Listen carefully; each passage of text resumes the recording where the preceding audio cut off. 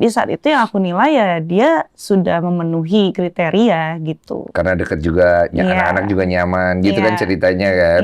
Akhirnya dia nembak tuh ngajak nikah gitu. Iya. Oh, nah waktu dia ngajak nikah dia nggak cerita backgroundnya dia udah nikah atau apa, enggak tuh. Oke.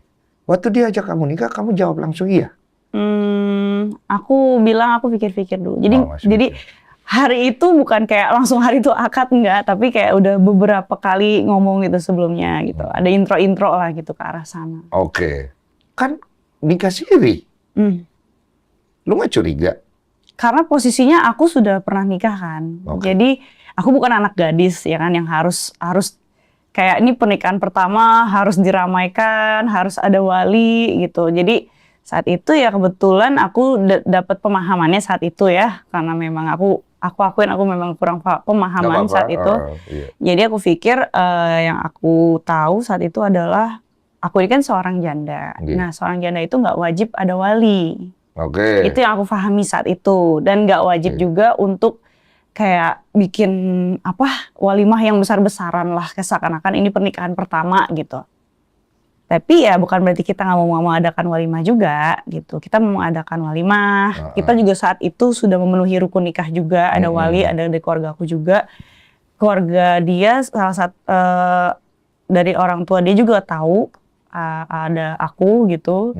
Jadi aku pikir ya udah nggak ada masalah gitu. Tahan, Winara. Kan setiap wanita ketika dia ketemu laki-laki pasti maunya nikah, ke jenjang berikutnya tuh nikah. Nikahnya harusnya nikah bukan siri dong. Memang niatnya kita bukan nikah siri. Bukan nikah siri. Bukan, tapi karena masih lama, masih di 2026 rencananya saat itu. Untuk menuju ke sana itu kan nikah siri dulu aja. Iya, gitu. Itu menurut dia. Iya. Dan lu mau.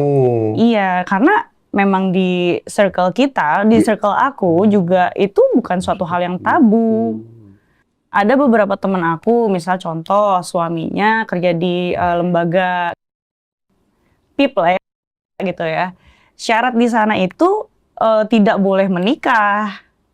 Sedangkan dia sudah mau nikah nih, kan nggak boleh terdaftar. Jadi mau nggak mau harus nikah siri dulu untuk menghalalkan hubungannya.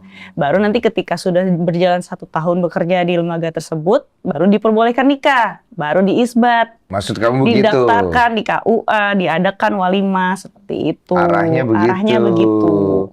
Bukan karena kamu udah tahu dia udah punya istri. Bukan.